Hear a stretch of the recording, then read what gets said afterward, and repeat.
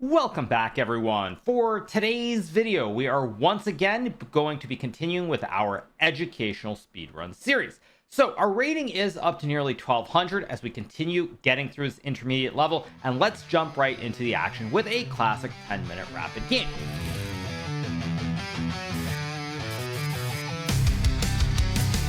Zooming through the game with a bomb cloud start, trashing all your prep like it's modern art. Night on the rim, he'll still find the win. Chat's going wild, bro thinks he's Hikaru again. Oh hey, hey, he's smurfing play by play, beat you blindfolded, still sipping latte. Queens are flying, egos meet defeat, just another speed run on Hikaru Street. So here we go. We're going to be starting with the black piece here in our first game, and let's see what our opponent does. We get this move pawn to e4. Now after this move pawn to e4 is played, there of course are many options here for what I'm going to open with, but I'm going to start with the move pawn to e5. Now of course e5, e6, c5, c6, or d5, all moves are relatively playable, but I want to play e5, and we're going to get knight f3 attacking the pawn, and now I'm going to play the move knight c6 guarding this pawn on e5. So now we get the move bishop to c4 being played here. Now after this move bishop c4 is played in this position, I'm going to play this move bishop c5. Now all moves are possible here. For example, I could have played knight to f6 as well, but ultimately I'm going to play bishop c5 because knight to f6 would allow moves like knight to f6 would allow moves like knight to g5 here, hitting the pawn, and it's very, very complex, whereas bishop c5 there are gambits as well, but it's a little bit more stable, and I think you're less likely to lose from the get-go. So you get d3. Let's develop our knight. We're going to finish our development by castling to the king side on the next turn. We get knight c3, and now I could castle here, but because my opponent has moved this knight out right away, I'm worried that if I castle and there's bishop g5, there could be big problems on this diagonal. So I'm going to play the very safe move pawn to h6. Now this move stops knight to g5 attacking the pawn, but it also stops bishop g5 as well. So neither of these two pieces have access to this g5 square with the pawn here. And now I'm going to play d6, protecting my center. I'm still ready to castle a king, but I want to make sure that my opponent castles before I do. So I drop the bishop back as white has pushed the pawns here on the queen side.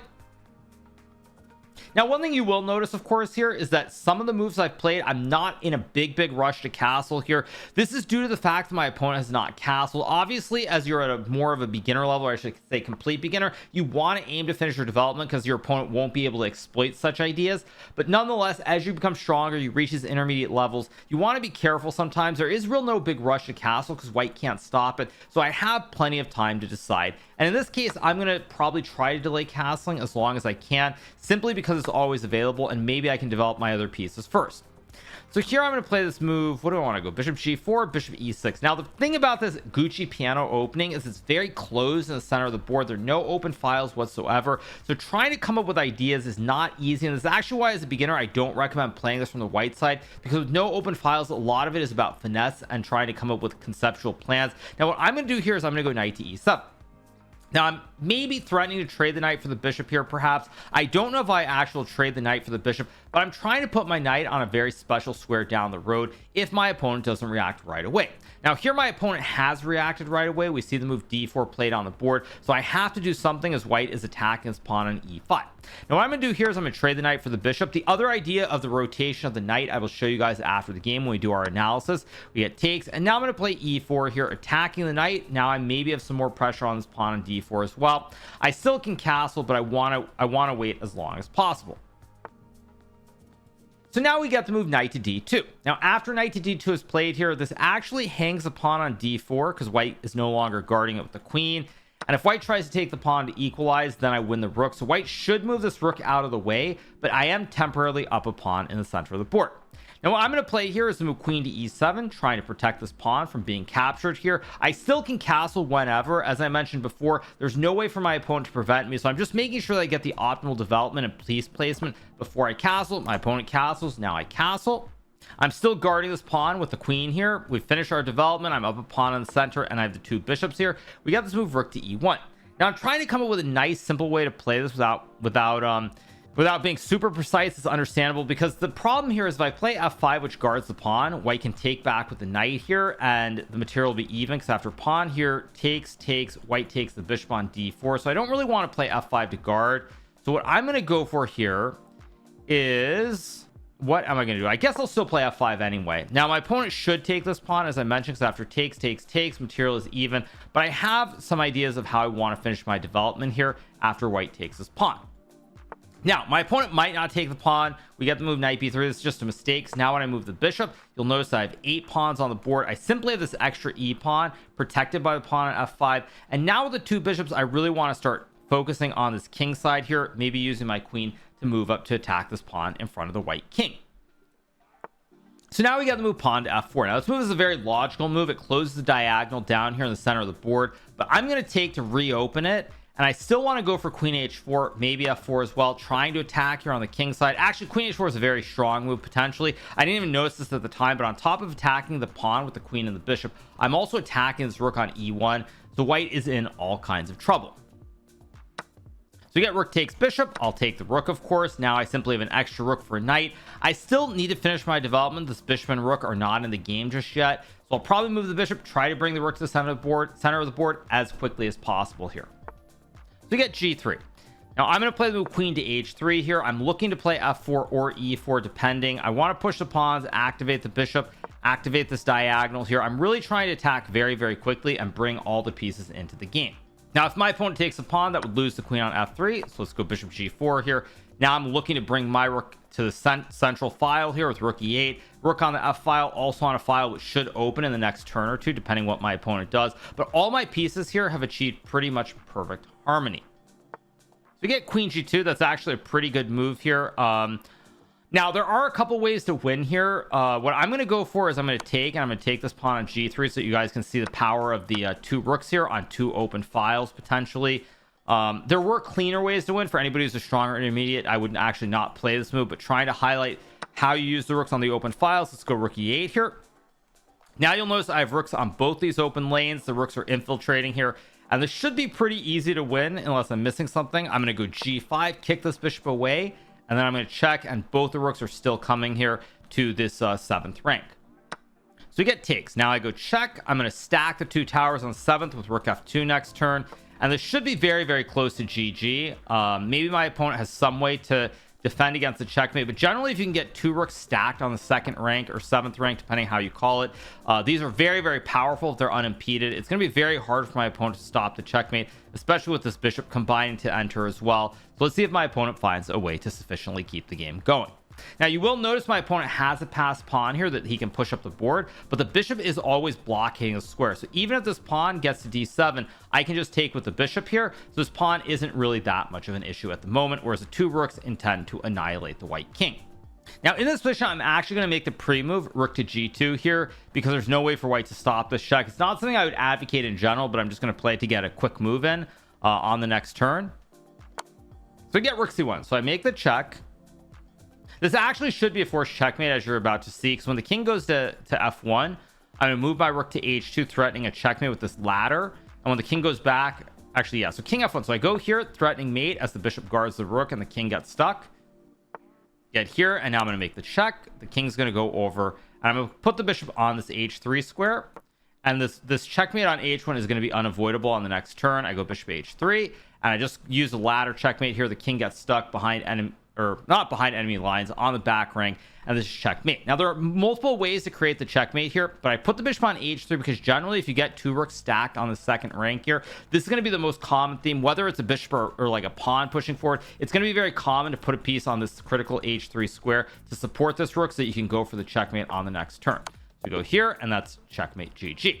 Now couple of important points from this game. One thing I mentioned initially here is that I did not castle my king. The main reason I didn't castle is that after this move bishop g5, because white has not castled here after h6 and bishop h4, let's say I were to play a move like d6, after knight to d5, white is very quickly potentially attacking on the king side. There's also the more technically correct move queen c1 as well, but either way this pin is going to be a huge issue down the road, and white can even play something like h3 and then g4 here to try to attack very quickly on this g file. That's the reason I did not castle the king right away. Now even going further back, one thing I mentioned here is I didn't play knight f6 because here there are moves like knight g5 hitting the pawn, and if you don't have your theory memorized, you don't have these lines down firm, or down pat I should say, it's very easy to lose games very, very quickly where it's not even a game. So that's why I played here, because knight g5 is not a move. I would simply take with the queen. We get d3 develop. Now if white goes knight g5, of course I just castle. White can obviously take on f7, but here black will have a knight and a bishop in return for a rook and a pawn. Black should be better. Obviously the beginner level, anything can happen, but objectively the position is fine, and you guard that pawn on f7. Back to the basics, we get knight c3, h6, a3. I played d6 here. Again, I could castle, but as I mentioned during the game, there isn't a massive rush to castle because there's nothing stopping me from castling on any turn that I want here. So I'm basically just opening up the diagonal first. I'm always going to castle, just a question of whether I can put pieces on better squares before I finish this kingside development. So we get this, knight d5 takes, knight e7, now d4. If my opponent had played bishop b3, which I think is the best move, my idea was to play knight g6 here. And you're probably thinking, well, what's the big deal about this maneuver? Now, one of the lines that you'll see a lot in specifically in the Spanishes or a common maneuver is you'll see something like, just to set it up, get something like this, rook e1, castles, h3, h6, where white will very oftentimes rotate this knight to the g3 square, for example, or from the black side you can see something similar. You get knight e7, knight f1, knight g6, and it's very common that with this pawn structure you have these knights in front of the pawns. So when we look back at the game now, we go back here and you see this position. My idea here was to put this knight on g6. Now obviously I don't have a knight on f6, but the knight on g6 will always support the central pawn. Additionally, say white plays, like, let's just say white goes c3 here, for example, queen f6 and d4. Now after castles, there's bishop g4, and the knight, while it supports this pawn on e5, there's also the idea of jumping to this h4 square. So say white plays like bishop c2, knight h4, it's spaghetti-o time immediately, as white is going to lose a lot of material and the game. So that was the next point I wanted to make. Now let's go forward. We got d4. I play e4, rook b1. Probably here queen g5 would have been a better move, hitting all the pawns. Again, upper level move, not a move that I would expect at the beginner level, which is why I played queen e7. Got rook e1, f5, and now we got to move knight b3.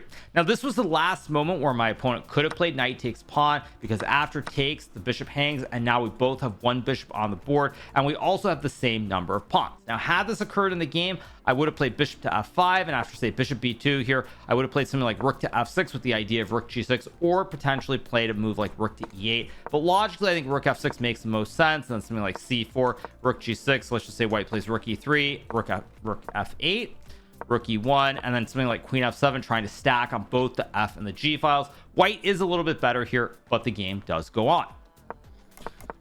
So we got knight b3, I play queen h4. Now this is also a very thematic concept in various Spanishes or Italians where you use the bishop and the queen. The most famous example, if we go back to the start here, if we go back to this Ruy Lopez position I'm going to set up very quickly, is that you got this classic Ruy Lopez with castle, c3, d5, takes. This, of course, is the Marshall variation. And very oftentimes the bishop is on d6 versus being on e5 like in my game, but it's still the same concept of using the two Bs and the queen to try and attack on the king side. Now this is also why it's important to play more and more games, play more openings, because these sorts of concepts and themes, the placement of the pieces is different in our game here today in the Italian, but the ideas are still very similar with the bishops and the queens. And the more that your brain sees these patterns, the more likely it is to connect the dots, and then you'll see that this looks familiar from another opening. It should be a reasonable idea. So when we go forward to the game right here, we get to this position after takes and queen h4. Yes, I have a pawn in the way of the bishop, but it's still the same general concept of the queen and the two bishops angling towards this white king. So my opponent took, we got g3, queen h3. Now I play f4 here, takes, bishop g4, queen g2, and now I traded here. This is actually probably completely winning with the move f3, which is the best move, because after king f2 and rook to e8 here, I hit the bishop, and now it's even more potent with this passed pawn here. But I kind of didn't do it. Instead I traded. We go rook e8, g5, check here, rook c1, and now I checked. We got here, and I played rook h2. Obviously if white plays a move like knight d4, rook h1 would be checkmate, as the bishop guards this rook on e2. Now the important point about the two rooks here is that you will see a lot of endgames where you have a situation like this where you get a bishop so that the rook goes up, you create the checkmate, bishop guards the rook, or a pawn. Now it's very common, actually more common, and I would say rook and pawn endgames, that you're going to get some position like just to set it up, you got something like this. It's going to be very, very common that you see this checkmating pattern with the rooks, and you push a pawn here, and then of course you go rook h1 checkmate. But even though it's a bishop and not a pawn, this is the most common checkmating pattern with two rooks on the 7th rank, is where you get back to the game where you get this setup, you go check, and you put a bishop or a pawn on the square to support the rook, and then the rook goes forward, and it's simply checkmate. So that's our first game. Let's keep going with our second game. Here we go. We got the white pieces, and I'm going to play the move d4. Now in this game, I'm going to aim to play the London system. Or actually, no, let's play c4. Let's play a proper d4 c4 opening. London, of course, fine. Tory, fine. All these different openings. But I'm going to play something a little bit more on the main path. Now d5 is considered to be a mistake here. Usually black wants to push a pawn, and you're going to see why literally in 1 second. Because now I can build my big white center and kick this knight out of town. Knight back to attack the pawn. Let's guard the pawn, develop our knight. Logical move. And now we got the move e6. Now what I'm going to play here is knight to f3. Now I've got these knights guarding the pawns. My opponent plays bishop b4, which does potentially remove this knight from defending the pawn. So I'll put the bishop here to guard the pawn again. My pawn, of course, guards the knight. Let's just castle here. We finish our development, and we have a big white center. Now I do believe my opponent has misplayed this, and you're going to see another theme, which is known as the Greek gift, where I'm going to sacrifice a bishop for a pawn here with this knight, bishop, and queen coming towards the king side. And I do believe that this should just very cleanly be winning for me. I go queen h5, threatening checkmate in uno. The pawn on e5 stops the knight from going back to f6. And this is actually a theme that's very common. One of the most common themes you'll see in the game of chess is this Greek gift sacrifice. Now I'm just going to take. And I'm going to be really nasty here. I'm going to go bishop to f6 here and immediately try to checkmate this black king as quickly as possible. This game is actually going to end immediately. I'm going to get the lolly checkmate here. There's nothing my opponent can do. This game actually went way too fast for comfort. So we're going to have a fun session of analysis. Now, the first point that I want to make is you're probably thinking, well, what's the big deal? How can this be wrong? Or why are certain openings played? Now, the reason that black usually plays d5, c4, and e6, for example, a traditional queen's gambit decline, is that if white takes, black can take back, and white cannot go e4 because black will just take the pawn and be up a pawn. What this also means is that white can't really build this big white center here with the 2 pawns on the 4th rank. Now, that's also why in the game after c4, usually you'll see e6 and let's say knight c3. Again, d5 is very playable. And after takes, black once again will usually take back with the pawn to prevent this big white center. But my opponent, who apparently hasn't studied theory, plays d5 right away. And immediately you see the problem because after e4, I get this big white center unimpeded. And now I'm free to develop my pieces instantly. And this is actually why it's good to understand the reasoning behind moves instead of just blitzing them out sometimes, even as early as move 1 or move 2. Because the main reason that you play d5, e6 is to specifically to prevent this big white center from occurring, and vice versa with the other order, c4, e6, say knight f3, d5. Again, if white takes, you just take with the pawn and there's no big white center. If you were to take with a knight here after e4, white does have a big advantage once again. So back to the game, we got this position, develop. Now here I maybe already could have played e5 and I'd be close to winning, but I didn't want to go too far off the beaten path. e5, I sack the bishop. Now here, if my opponent goes king h6, I take the pawn. It's a double check of the king with the knight and the bishop. I take the queen and I win the game. If my opponent goes queen takes knight, of course I just take the queen. And if you go king g6 here, now I can play this move pawn to h4 here. Queen g4 maybe also is winning, but h4 with the idea of h5 is devastating because the king has no escape squares. Same problem, knight f7, or even knight takes e6 as well. You check the king and you win the queen. Now this Greek gift sacrifice is very common, but usually the points where it can occur or when you have a big white center, because in a lot of openings your opponent will have a knight on f6, and usually in order to get the Greek gift working, you need to kick this knight away from the square, meaning you need to have this big white center, or you need to at least have a pawn on e4 in order to sack the bishop and then go for this massive kingside attack. So usually this Greek gift sacrifice, if you have pawns on d4 and e4 specifically with the bishop on d3 and there's a knight on f6, you should always be looking for this. It is worth pointing out that say my opponent puts the bishop on e7, say we get a position like this, for example, the idea doesn't work because now the bishop stops this knight g5. So say I take and knight g5, there's bishop takes g5, and after takes, you're just down material and you resign the game. So the ingredients for the Greek gift existing are the big white center with bishop on this diagonal, a black knight on f6, and most importantly, black does not have a pawn on h6 or a bishop on e7 to stop it. So when you go e5, you want to make sure there's no bishop here to stop knight g5, or you want to be aware of, say you get some position like this, castles. Again, there's no Greek gift because this pawn stops knight g5. So you're looking, so just to reiterate it one last time, you're looking for the big white center, bishop behind the center, your opponent having a knight that guards a pawn, and most importantly, the fourth point, so after castles, is there's no pawn on h6 or bishop on e7. So when you go to whose move is it here? So when you go to kick the knight away, there's no bishop to stop knight g5, and there's no pawn, and that is what you're looking for. So we get a very quick win here. Just to finish up the analysis here, we get king g8 takes. If black goes rook e8, you can take, and then it's simply a checkmate. Check, check, check. Queen g7, king gets stuck, no escape squares, GG on the spot. So we get takes, only other way to stop it. I take, I go bishop f6. Very nasty idea here to set up the checkmate. If black takes the pawn, I go here, push here, and there are multiple checkmates on the next turn. And after we get takes here, the checkmate is unstoppable, either g5 or g4. If black plays e5, there's queen g5, queen g7, or even queen h6, queen g7 with the classic volley mate. We get takes, check, and checkmate. So we have time for one more game. Let's start a new game. Here we go. We have the black pieces, and we get to move e4. Now, I just played pawn to e5. I think I'll stick with it for this video. I'm going to continue. I'll play e5 once again, knight c6, develop, guard the pawn, and now we get to move g3. Now, theoretically, this move is not considered to be the best move, but it's actually a very, very good move at the beginner level because my opponent wants to develop the king side very, very quickly. So I'm going to put my bishop on c5 once again. We're going to get bishop g2, I expect. We get c3. Okay, logical. I'm going to move my knight to attack this pawn on e4. I expect my opponent to guard it and then finish the development. So here we get the move knight takes e5. Now, I'm going to be honest, this is not a move that I was expecting. In fact, I'm very confused by my opponent's setup. My opponent played g3, which I thought was to develop the king side, and now my opponent is playing the center of the board. So I'm a little bit confused by what's going on here exactly. I think I'll take the knight. We're going to get d4. I'm going to drop the bishop back here. My opponent will take. I'm going to take this one.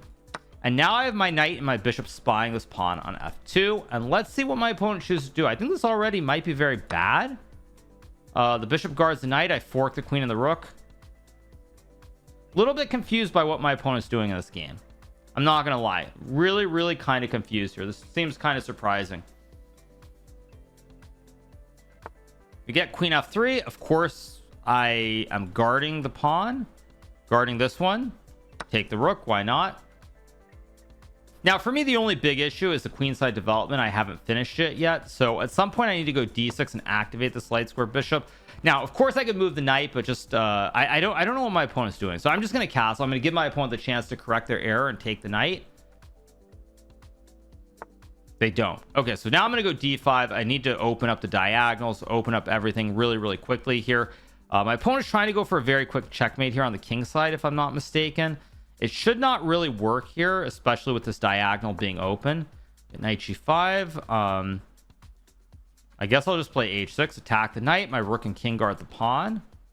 I feel like my opponent didn't know the opening and chose to take some chances early on. Played g3, and then I think I can just take. My rook guards the pawn, king guards the pawn. I always have time to check this king as well if I need to, or bring the knight back. It's a matter of what my opponent chooses to do. I expect takes, and I'll take with the rook. Okay, now we get bishop takes knight. A little bit confused by that. Multiple ways to take. I'm going to take with the pawn just to open up this file for the rook. I could have taken with the bishop as well. Not really a big deal either way. Get queen d3. Okay, now I'm going to bring the queen, stacking everything on this open f file here. If my opponent can castle the king, it's still probably not positionally. Sorry, you're just down a rook and losing the game, but the game will continue. So I'm going to try to finish this very quickly. I'm going to go check, and then I'm going to go check again to try and trade the queens. And get the trade. Get bishop e1. Okay, now I just take the queen, and this is just over immediately. You block. Okay, that just ends instantly. So back to the drawing board.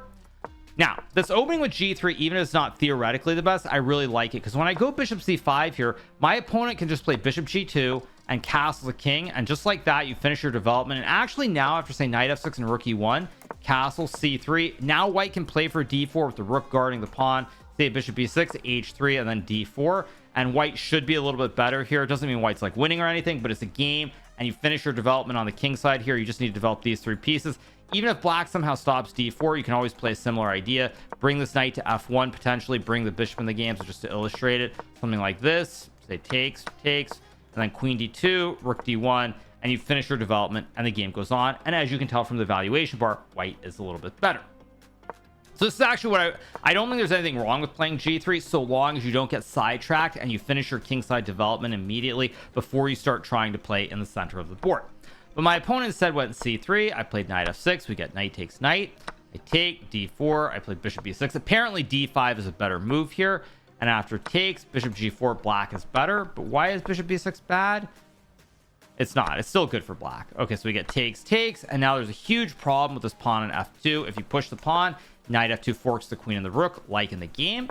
If you play bishop to e3 here, I can simply take, and now I think after the move d5 here, white takes, black takes, bishop g2, queen e2, castles, rook e8, rook e1, and something like bishop f5, knight d2, and rook d8. And white is actually not much worse here, and I think in a beginner level game, there's no doubt that this result could go any way. Or could go either way, I should say. But top level, at least, black should be a little bit better, but it's still not anything that is completely conclusively winning. But we got bishop g2. Now I take, and my opponent here was hoping that I'd play something like a6, and after bishop g5, queen e8, knight f6 is apparently still losing. So I have knight f2 and a queen f5. There's bishop e3, and somehow I'm covering the critical squares here, very similar to the previous game. And black's winning, but that's what my opponent was aiming for. I didn't let it happen. I played d5 here, opening up the diagonal, at knight g5, and now the rest is very basic. After queen f1, if my opponent trades the queens, I check the king, hit the rook, hit the bishop, move the king, you lose the rook, you block, I simply take the bishop. I've got an extra rook and a bishop. The rest is simple. So I said that was going to be the last game, but let's do one more game. We have time for one more. We'll play the white pieces, and let's play the move d4. And let's go for c4 once again, since it's what I just played in the previous game. Now, my opponent goes for the queen's gambit, accepted. I'm going to move my knight out here. The idea behind knight f3 is that I stop black from pushing e5. E3 is a move, or e4 are both playable, but black can try to contest the center with e5 immediately. I'll explain this after the game because it probably doesn't make a lot of sense. We get a6, and now I'm going to play a4. So if black goes b5, I can take and win the rook on the a8 square. Okay, let's go e3 now. I attack the pawn with the bishop. Get b5. I take. You can't take with the pawn because then you lose the rook. My opponent will take with the bishop here. And now I'm going to go knight to a3, hitting both the pawn on c4 with the bishop and the knight, but also threatening to take the bishop because after the trade, the rook once again will hang at the end of the board. Now, knight to c3, of course, also completely fine. Probably better objectively. We get queen to d5. Now, my opponent is dead set. Oh, that's a blunder. I missed that you could take with the pawn. Oh, sure enough, I blunder. Wow, we both blunder. I thought that if takes, you lose the rook. I forgot the queen guards. But my opponent takes with the queen. Now I'm going to go knight to e5. Again, overloading this pawn on c4. And now they're big threats because the knight is potentially hitting this pawn on f7. The queen can go to f3 to hit the rook and the pawn. And this position already here, I think, is completely lost for my opponent. Now, I will point out, as we are over 1200, for anybody who doesn't see the ratings of the players, or maybe you see them on the video, I'm not 100% sure. But in case you're wondering, we are now over 1200. So I am a little bit surprised that I'm winning some of these games still from the get-go. The knight guards the bishop. Bishop and the knight both hit this pawn. This is a complete disaster for my opponent, and I will win the game very, very soon. Get check. I'll just block with the bishop. Knight and bishop guard each other, still attack the pawn. Get queen takes pawn. I think I'll take the pawn, check the king. And I actually think I have a very, very neat queen trap. I go rook b1, bishop covers a2, queen guards the rook. And after queen to a3, I have a very nasty move, bishop b4. The bishop and the rook guard each other. The bishop covers a2, the queen covers a4. Both these squares are covered here. And the rook guards the bishop. And the queen is actually completely trapped here. And this is going to be a very, very quick game once again, I think. I expect my opponent to resign very soon. Okay, and my opponent does resign. So we get another victory here. Now, in this opening, when I play c4 and my opponent takes, this is what's known as the queen's gambit accepted. But it's very important to note that when you grab the pawn, if you're playing this from the black side, the goal is not to try and fight to hang on to this pawn at all costs. Usually the idea is after knight to f3, black will play something like knight f6, e3, e6 takes, and c5 here, or a6, for example. Actually very similar to the game, something like this, where you develop the knight. But the goal is to go for quick development. You're not actually aiming to try and keep this extra pawn here that you take on move 2 in this situation, whereas my opponent got confused. Now, you're also probably wondering at home, I said something about some e5 move, right? The thing is, if white goes to e4, black can play e5 here, and now if you take the pawn, black can play queen takes pawn, and black's up a pawn here. I won't get deep into the weeds of the theory here because this is actually mainline theory as well. But if white takes, for example, after takes, and knight c6, knight f3, both sides guarding the pawns here. After bishop g4, black can castle, the pawn on e5 is weak, and generally speaking this is considered to be good for black. So that's why I played knight to f3. E3 is fine too. E3, E5, bishop takes C4. This is a completely different line altogether. This is also well known theoretically, but that's why I played knight F3. It was basically to try and stop this E5 idea. And then I just want to go E3 on the next turn, collect the pawn. So say you get the standard line with knight F6, E3. There's no E5 here, and I just will win this pawn very calmly while avoiding any of the crazy counterplay with pawn to E5. So I go knight f3, we get a6, I play a4 here. Now if I play e3, black should hang on to the pawn with the chain, because after bishop b7, takes, the game goes on. But I go a4 here, so now if b5 takes, black takes, you lose the rook. We get this move bishop d7, e3, b5 takes. Again, black can't take. If black could take with the pawn here and say you get, I don't know, something like this, just to illustrate the point. The pawns are actually very solid here. The chain of three, they guard each other very neatly, and black is actually much better here. But if black isn't able to recapture the pawn, so black captures the bishop, this pawn now is super weak. Even knight d2, even queen c2, and you'll notice I'm going to win the pawn. Whereas say black could just to set this up, you get some position like this, for example. Even you can't really win this pawn. Even with the knight here, this pawn guards this one guards this one. You can always go b3 at some moment, but after b3 takes and e6 here, black simply has an extra pawn on the queen side. So if black can recapture the pawn here, these pawns are very, very solid in this position, but my opponent can't because of the rook hanging. So we get takes, I play knight a3. Probably here I should have played queen c2 or even knight c3 or b3 maybe as well, but I go for knight a3 here, trying to threaten to take the bishop so that I win the rook once again, and my opponent goes queen d5. Also, of course, if black plays knight d7, I just take the pawn, and I'm very happy as well, because after knight d7 and takes, just to point this out, black has these pawns that are split in the situation. The pawn structure, when you have pawns that are known as pawn islands, it's not losing or anything, but it's considered to be a little bit worse when you have a pawn island.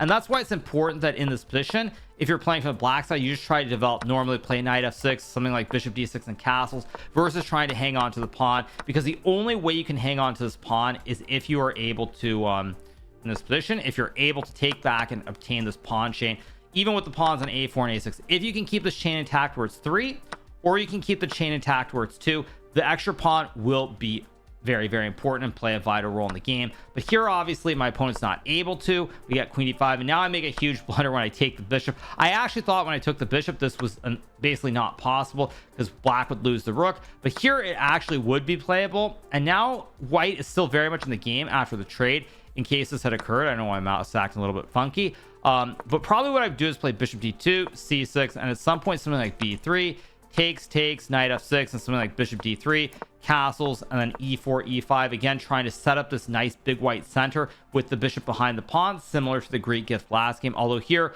the bishop is on e7, so those ideas probably won't exist. But we got queen takes. Now after knight to e5, the pawn on c4 can never be saved, and the game is effectively over. Best move according to the computer is queen b7, takes, e6, castles, and knight to f6 here. But already white's really, really fast. There's like f4, f5, and this whole center is collapsing because black has wasted so much time bringing out the queen early. If we go back here, you'll notice that black here has no development. You have 1, 2, 3, 4, 5, 6 pieces on their original squares. So black is so far behind development that it doesn't really matter here. That's why actually after castles and f4, f5, again, because black wasted too much time, I'm way too fast in the center, and white should win the game.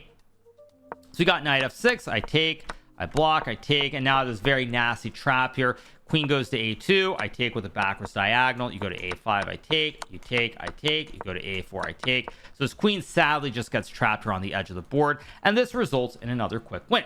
Now that is going to be the last game for this video. I am a touch disappointed that we didn't get more middle games outside the first game, which went fairly deep. The last couple, my opponents made some serious errors in the opening phase, which is a bit surprising considering that we are over 1200 now. I would figure somewhere around this range you'd expect to get to move 10 or move 15, reach the middle games, but still it does happen. Nonetheless, it was a lot of fun playing these games, and I do hope that you guys enjoyed this latest edition of our educational speedrun series. And if you are not already subscribed to our YouTube channel, make sure that you smash that subscribe button below, and we'll be back with more great recaps, speedrun videos, and everything else here very, very soon. Hope you guys enjoy it and have a great rest of your day. See you guys.